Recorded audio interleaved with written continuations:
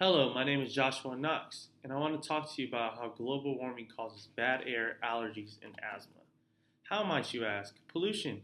Pollution can be caused by both natural and human actions.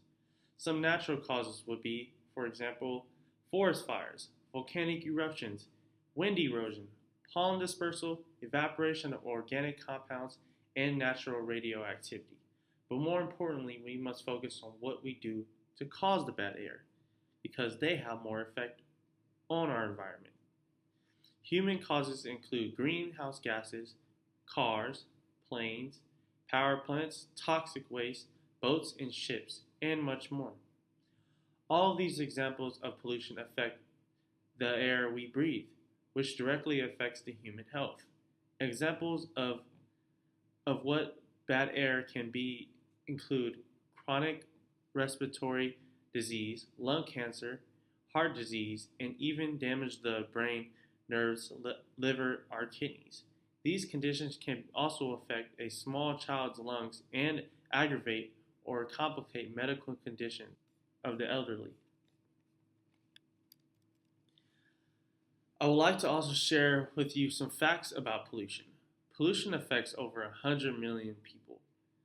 We dump 14 billion pounds of garbage into the ocean every year, and most of it is plastic. If you live in places where there are high levels of pollution, you have a 20% high risk of death from lung cancer. More than 3 million children under 5 do annually from environmental factors. So, to conclude about pollution and its air effects, you can see this is a major player in the lives of millions of people, and it has a range of little to deathly effects. Now, let's talk about global warming and how it affects your allergies. Allergies is a condition in which the immune system reacts abnormally to a foreign substance. Tree pollen is the most common trigger for spring hay fever allergies because spring arrives 10 to 14 days earlier than 20 years ago. Pollution is starting sooner. There are also more allergenic trees due to the climate change. As carbon dioxide and temperatures increase, allergies will increase.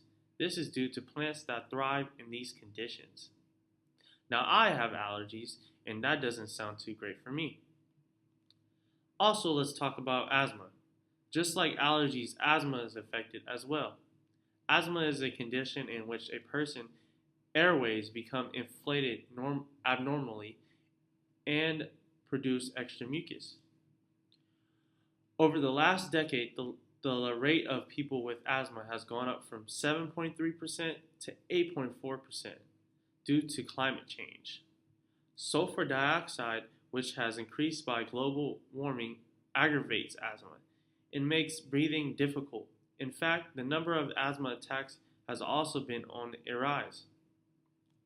Can you tell me a situation in which your asthma was affected through natural causes? Well, once there was a fire near my home, and it affected my asthma for a couple of weeks due to the air quality. Could not breathe, and I had to take treatments every 2 hours. Can you tell the difference in air quality and how it affects your asthma? Coming from Southern California, living in the LA area, the air quality is very bad. So when I moved up here, I noticed that I could breathe way better and I had less asthma attacks. When is your asthma affected the most? During springtime, when the pollen season has arrived, and due to the increased amount of days in pollen season, it has been affected more. So, I would like to offer some quick solutions to global warming.